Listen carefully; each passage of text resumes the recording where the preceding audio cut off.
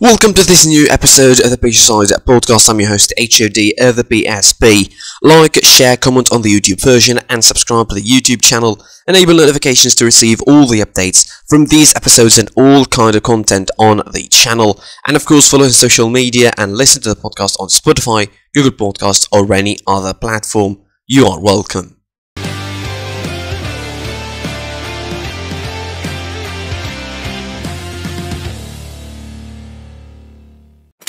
Usually I would start up this roundup episode from the Premier League, but I think I will start it from the Serie A. It is much more eventful, in my opinion. It was really eventful this weekend. Of course, the round 25 of Serie A kicked off with Lazio defeating Bologna 3-0. Napoli drawn against Inter 1-1. Torino lost to Venezia 2-1 at home. Milan defeated Sampdoria to kick off things on Sunday. Empoli drawn against Cagliari 1-1, same result in Genoa against Salernitana. Hellas Verona defeated Udinese 4-0. Sassuolo drawn against Mourinho's Roma 2-2, and Atalanta drawn against Juventus 1-1. Of course, still a game to be played. Spezia hosting Fiorentina. That is to be played on Monday.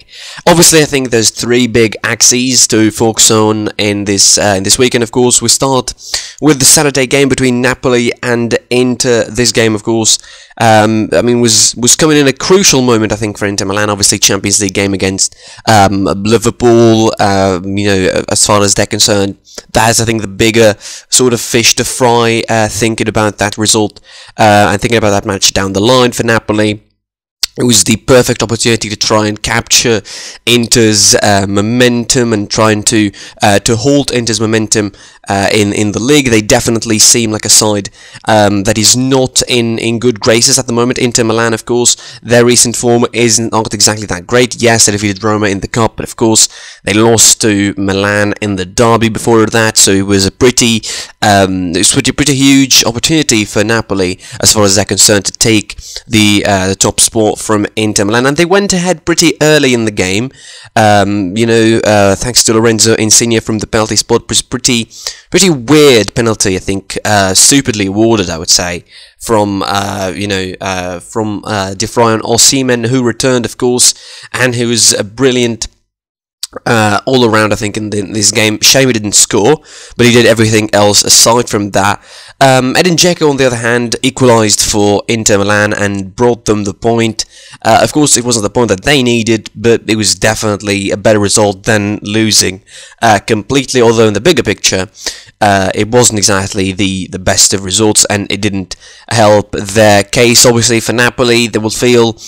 I don't know, I feel slightly put down by the fact that they didn't score and they didn't really pressure Inter Milan particularly. I thought in the first half they had certainly the more possession, more danger. They were pretty close to add in a couple of other goals in that second half, in the first half, sorry, but certainly they missed that finishing touch in the end. Of course, a draw that helps none of these two teams, but I'll tell you who it helps. It helps, of course, AC Milan, who defeated Sampdoria 1-0. Frankly, it should have been more than 1-0. The result makes it sound like it was a pretty hard game for Milan. They scored pretty early. Rafael Leao continues to be really great for AC Milan. Inside 8 minutes, he scores and he opens the scoring for the Rossoneri, and after that, the game... It was not one-sided, but I think it was pretty much close to that regard. Sampdoria didn't do much in the game. They didn't create loads of opportunities to try and annoy Milan and try to get on their nerves and try to make it stressful, I think. Although Milan really should have made it more comfortable for them, particularly in the first half. They continued to do really well, I think, without Zlatan Ibrahimovic, without Tomori, without Kier, sorry. Tomori returned, of course, to the starting lineup after the injury layout that he has. Theo Hernandez was missing, of course, for this one, but they managed to play really well with Alessandro Florenzi as a left back, which is, as far as patching goes or makeshift choices goes, I think that's probably the best choice that you could do, really, and you could talk about as far as this game is concerned. Milan, of course, with this win, get the top spot, and now I think the real race will start as far as the Serie A title is concerned. 2 points between those 3 teams, and definitely going to be the best title race to watch this season. It's between 3 big teams and 3 sides that are not going to give an inch to each other. But obviously, for Inter and Napoli, the European football, if they go deep into Champions League, who knows what's going to happen.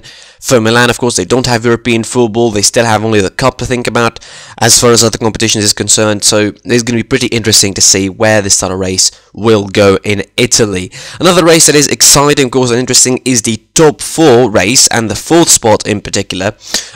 Juventus travelled away to Bergamo to play Atalanta. I mean, I said it in the preview episode, I said that Juventus were entering this game as favourites, I would say, against Atalanta, who are a side that is not exactly in the best of form. Lately, they haven't been, they haven't been free-flowing as they used to be. The latest results that they had, including being eliminated of the Cup, of course, didn't exactly help their case. In the last 5 games, they are winless now, with the addition of this one against Juventus, and they could have been winning, realistically speaking. Juventus ended this game pretty strong. They had a good start, I would say, Juventus, for the first 10 or 15 minutes. I thought Dybala assisting or playing, trying to set up both Morata and Vlahovic was, I think, a pretty decent choice, I would say, for Juventus as a sort of a lineup for the 4-3-1-2, starting with McKennie, Locatelli, and Adrien Rabiot. But again, as far as Locatelli is concerned, that's not his role. He doesn't play as a proper CDM. He plays more as a box-to-box player, and when you play him in his wrong role, where he still hasn't really grown up, and you sold Bentancur and Kulusevski, you lose the midfield, and that's what happened for Juventus for most of the game. They lost the midfield against the likes of Martin de Roon and Freuler from the other side, and Koopmeiners, who I really like. I mean, Toon Koopmeiners is starting to grow on me as a player. I watched a couple of games for Atalanta, and he's really, putting in the works, and he's quite a good number 10, really, in that position behind the duo of Jeremy Boga and Luis Muriel. They didn't have Zapata, of course. They didn't have Ilicic, both injured, and certainly they were, they lost, of course, Robin Gosens in the transfer window to Inter Milan. But again, they managed to play really well. They controlled the game, controlled the midfield. They put Juventus under loads of pressure. They missed some golden opportunities in both halves, I would say, to score. They could have easily won it without, having to stress themselves till the end. Malinovsky's goal in the 76 minutes seemed to seal it, to be fair, because the 10 minutes or the 15 minutes after it didn't really suggest that the Juventus are going to score. Yes, Juventus tried to have more of the ball afterwards, tried to go more towards the goal and try to score, but eventually they couldn't really generate anything significant until the 92nd minute, where Danilo managed to score the equaliser and really break Atalanta's hearts, because that's a win, or a potential win for them, that could have seen them be in the 4th spot and really cement their place there for the rest of the season. Now they lose that spot to Juventus, of course. They lost it already, and now it's now 2 points behind them, behind Juventus, 46 for Juventus, and Atalanta with 44. As we mentioned, the game's still going on, with Spezia facing Fiorentina on Monday. Certainly a great Serie A title race to witness this season. It will be brilliant to see who's going to finish on top between Inter, Milan, and Napoli. And also the top 4 spots is getting interesting. Lazio, I say, pretty close. For those, and Roma, we'll see. Maybe something will happen about them, and we'll try to clinch a last-ditch European spot.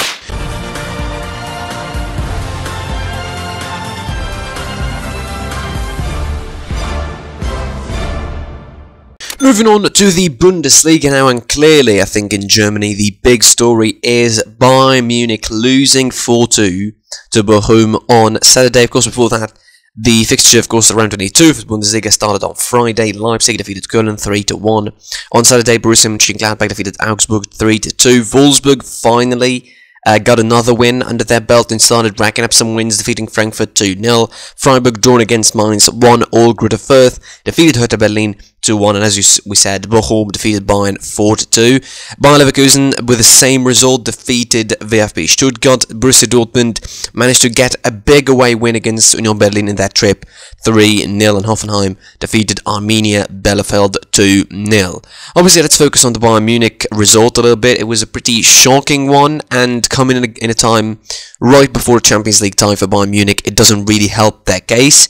And to be fair, that first half was something surreal. I mean, yes, the lineup was pretty different in a way, playing with only one holding midfielder in Joshua Kimmich instead of two.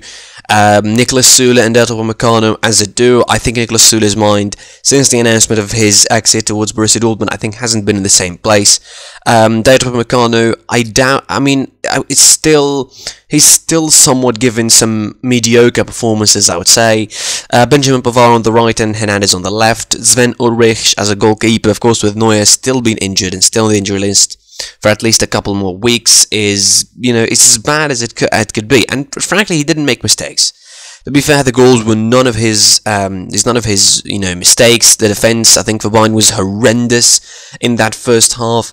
The way Bochum players were playing intricately between the lines. I mean, Christopher Antwi Adje on the right and Gerrit Holtmann, particularly Gerrit Holtmann on the left. I mean, he had a field day in terms of dribbling, getting past Benjamin Pavard, Locadia with the goal. I mean, when the right back scores for Christian for VfL Bochum, Christian Gamboa, really that something is wrong. It doesn't score from a penalty. It scored from a quite intricate passing game, and that fourth goal obviously is just unbelievably wonderful. The way it was, the way it was played, intricately, the back heel, and then the knuckleball right above Sven Ulrich. I mean, you have to give Bochum their credit. I can't really be biased a lot. I can't be angry a lot. I need to give Bochum their credit. I said before the game it was a pretty tricky one because Bochum are a decent side. They're pretty able to spring some surprises despite their position on the table. In the second half, Bayern somehow played the game that they should be. They played, the second half was basically one-sided. There was no Bochum on the pitch. Bayern scored the second, and, I personally didn't think that we will come back to this game because I thought the result, not just the result, but the performance is way beyond repairing in that moment. And I really want to focus on Robert Lewandowski for a moment here, because even when the team performs badly, he still gets in and he still scores a couple of goals. And of course, I talked about this game in a way that makes you feel that Bochum dominated in the first half. They actually didn't. Bayern Munich were leading inside 9 minutes, but they couldn't really, have a lot of momentum behind that lead. And the last 15 minutes for Bochum against Bayern in that first half were absolutely brilliant as far as they're concerned, I would say. They definitely deserve the win. Obviously, it's a big win for them, and it's a big win for the Bundesliga, I think. I would say for the other sides of the Bundesliga. Borussia Dortmund in particular, who took advantage, of course, and defeated Union Berlin 3-0. Still no Haaland to be seen, but Marco Reus steps up and helps his side score the brace in the first half, and Rafael Guerreiro made 3 in the second to get the big win over Union Berlin, a side that is also competing for the top 4 spots as far as they're concerned. Bayer Leverkusen continue to be great, continue their sort of strong showings, beating Stuttgart 4-2.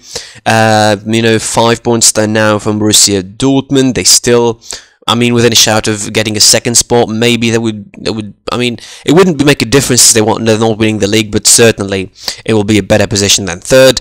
Elsewhere, of course, Wolfsburg, as I mentioned, finally got a win, or got a string of wins going for them as they defeated Eintracht Frankfurt 2-0. Florian Kohfeldt is finally getting into a certain groove, getting away from relegation spots, which is a worry, I think, for them. They can be, they're 7 points off the top 4 spots, which, it's really, really tight, as I mentioned, up top. It's definitely a race that is worth watching also this season, the race for those top 4 spots. Hoffenheim defeated Bielefeld 2-0. 2-0 to gain a certain advantage in that sort of battle, with Freiburg drawing, of course, Union Berlin losing to Borussia Dortmund. They certainly have an advantage over the other side. Also, Köln losing against Leipzig on Friday, which meant that now 4 sides on the table are with 34 points as far as the top 4 battle is concerned. 32 for Köln behind them.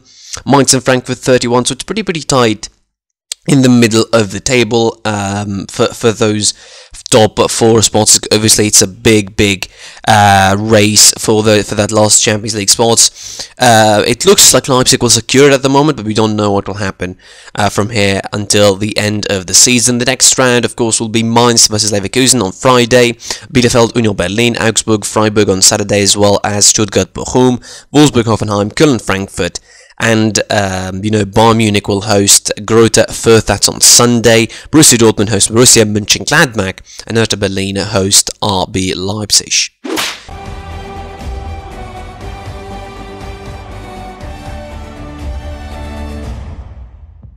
It was also a pretty eventful weekend in Spain, and La Liga, of course. Round 24 took place over the weekend. Still one game actually to be played on Monday as of this recording. Mallorca is going to be hosting Athletic Bilbao.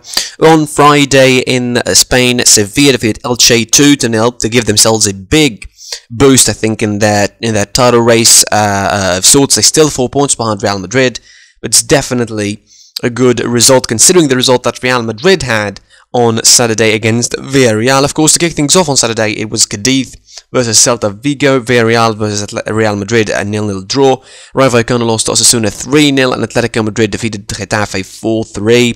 Deportivo Alaves defeated Valencia on Sunday 2-1. Levante lost 4-2 to Real Betis. Sociedad defeated Granada 2-0, and Espanyol drawn against Barcelona 2-all. Barcelona drawn against Espanyol 2-0. We'll talk about that in a minute. As I mentioned, Sevilla defeated Elche 2-0. It's a good result. It was another hard game to watch at a certain points for Sevilla, but I think the second half, they were pretty good. Papu Gomez broke the deadlock for them in the 17th minute before Rafa Mir made it 2-0. This was Martial's first outing for Sevilla with as far as they're concerned. Obviously, he was a starter in the game. He played for 82 minutes, and it was pretty good. I mean, he linked up really well. His movement was superb.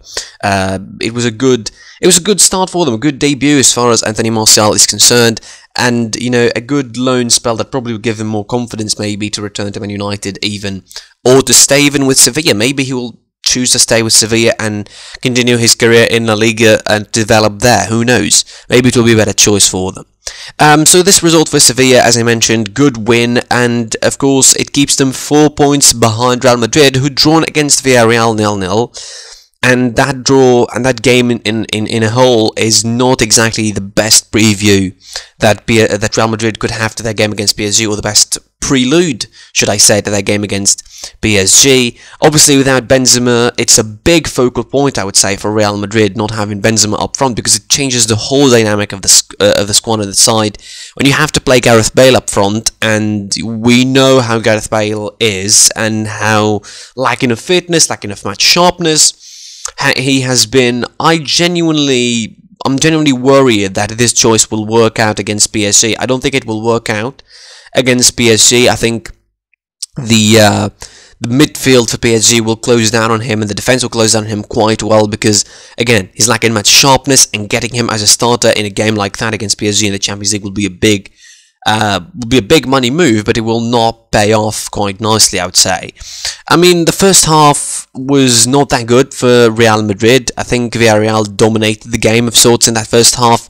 It was 50-50 possession-wise, but I think Villarreal looked the more lively side.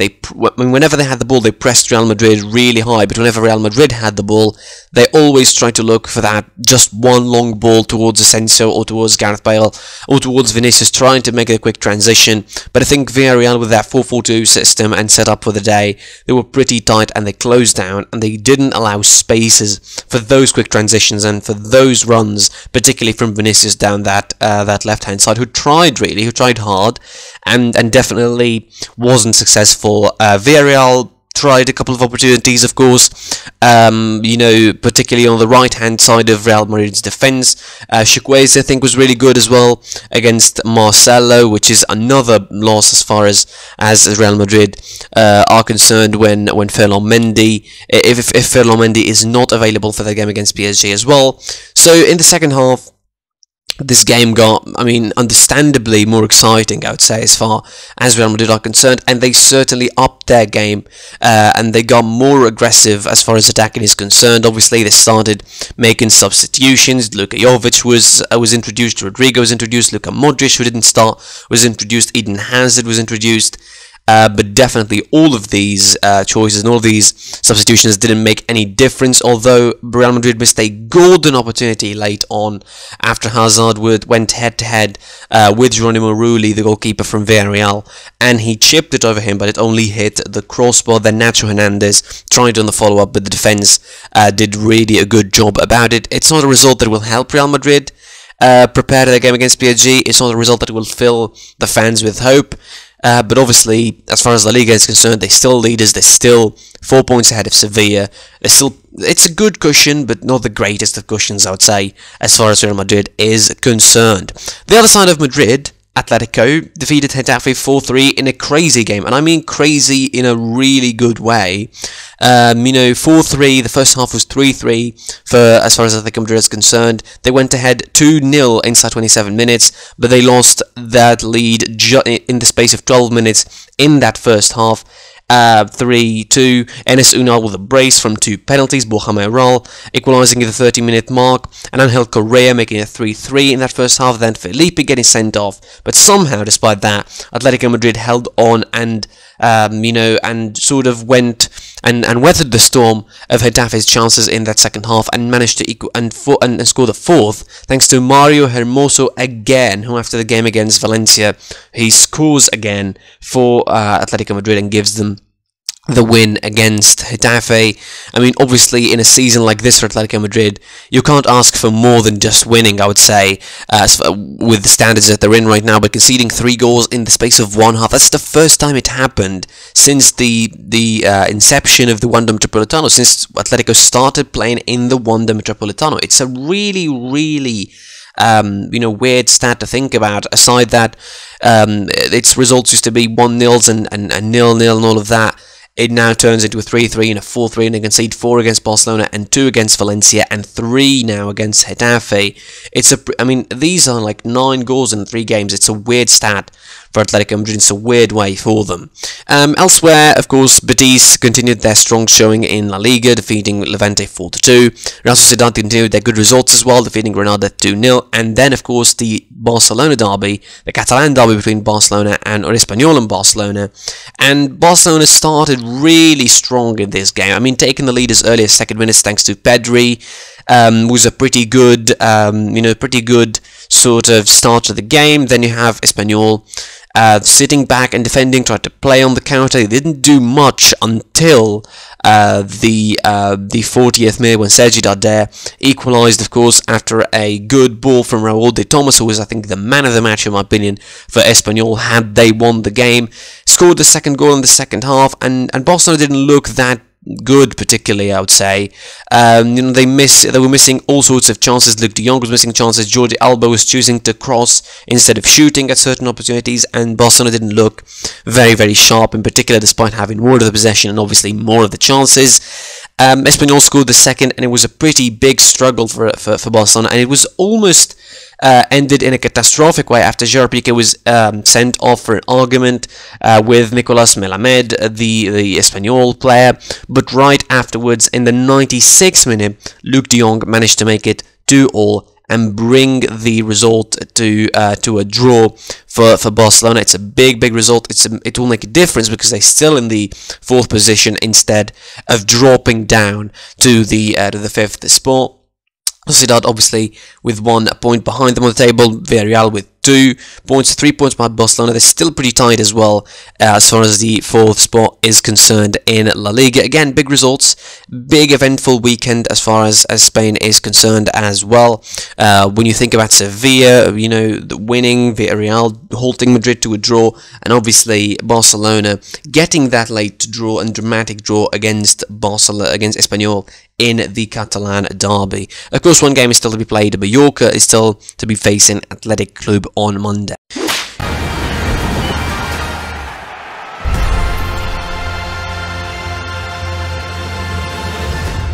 Quickly finalising the episode to the Premier League, and surprisingly enough, the Premier League was the least eventful, I would say, the league this weekend. I mean, not uneventful in terms of, you know, the action in the matches or the excitement in the matches, but I think as far as the big news, I would say, it's not newsworthy weekend as far as the Premier League is concerned. It started, of course, on Saturday with Man United drawing against Southampton, another disappointing result for Ralf Rangnick's side. This is the 3rd draw in a row.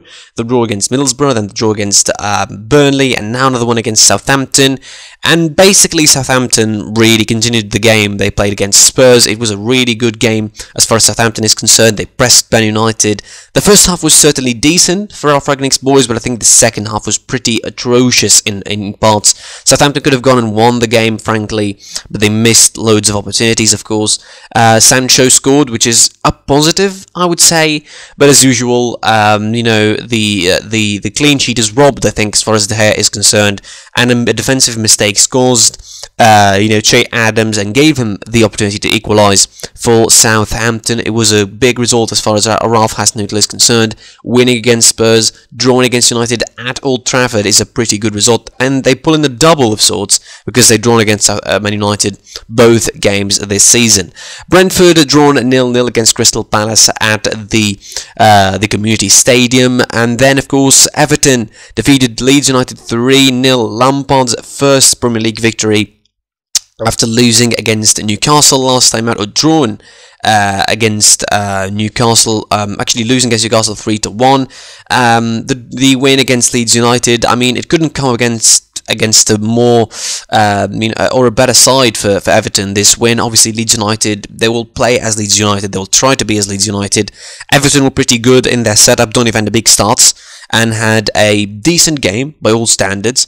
Gordon, of course, scored a goal, Michael Keane scored, and Seamus Coleman scored the 3 goals for Everton to get them away from the relegation zone a bit with 16th with 22 points, right above Newcastle. Watford lost to Brighton and Hove Albion 2-0, and thus I think Watford is pretty much surefire to be relegated, and maybe Roy Hodgson to be sacked as well. Brighton continue to be great, and they are 9th now with 33 points, and maybe they will think about finishing in a better position than that. Maybe we'll think about, you know, trying to get above the Tottenham or Wolverhampton, although the gap in points is pretty big. And to finish off on Saturday, it was Man City, realistically, I would say, and ideally defeating Norwich City 4-0. It was a bit of a struggle in the first half an hour until Raheem Sterling scored the opener, and of course the floodgates opened as far as Norwich City are concerned. Raheem Sterling scored a hat-trick on the day, and Phil Foden scored, of course, the second goal for Man City. Again, a pretty realistic result, no surprises whatsoever. Man City completely smashing Norwich City away from home and keeping the point gap at 9 points, of course, ahead of Liverpool on the table. Liverpool, who made the trip to Turf Moor and played Burnley. It was a tough game as expected for Liverpool against Burnley. It was a tough one in the first leg as well, in the first fixture between the two. It's always feisty between Burnley and Liverpool since the Klopp era. You know, Klopp and Sean Dyche are really, they're really having some serious intensity in that games. Obviously, Burnley played really well. They missed loads of opportunities in the first half. I mean, a couple of head-to-head situations with Alisson where they could have easily scored with better decision-making, particularly from Wout Weghorst. And then, of course, in the 40th minute, Fabinho took the lead as far as Liverpool are concerned, and that was the only goal of the game for Liverpool to get them a big win to stay 9 points behind behind, Manchester City, of course, with the game they still have in hands. That potentially could be 6 points, and maybe they could hold themselves through until early April, where they face Man City and at Etihad, and maybe they will win them, and they will be 3 points of a gap behind them on the table. Who knows what could happen from here until April. On Sunday as well, Newcastle United got another win as well, and started stringing some wins as far as they're concerned. Obviously defeating Aston Villa, not an easy task, because Aston Villa have been very good as well under Steven Gerrard this season.